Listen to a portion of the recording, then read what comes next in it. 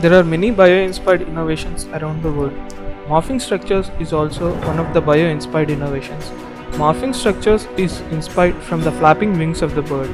NASA's Morphing Wing project is one of the classical examples of this morphing structures. One of the ways of obtaining these morphing structures is using bistable laminates. Thin unsymmetric laminates can obtain two stable shapes at room temperature, which is also known as the bistable property.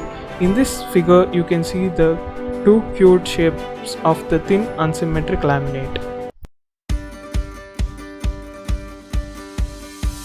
The modeling of the laminate consists of 4 different steps. Initial step is a curing step, followed by cool down step, and then followed by snap through and 0-4 steps. Starting with the boundary conditions, to avoid any rigid body motions, the center of the laminate is fixed in all the steps. After the cool down step, the cured shape can be obtained and which can be seen in the animation video.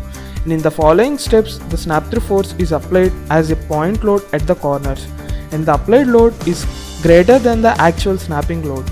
So in order to obtain the stable shape, the 0-4 step is useful, in which the load will be removed from the corners of the laminate.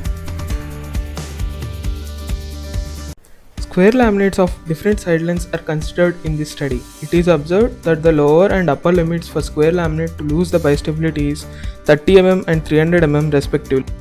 Increasing the curing temperature of the laminate resulted in increasing the curvature of the laminate and thereby increasing the snap through force. The provided flowchart shows how the snap through analysis of bistable laminate is performed using VAM. This flowchart helps us to understand 1D through the thickness analysis of bistable laminate.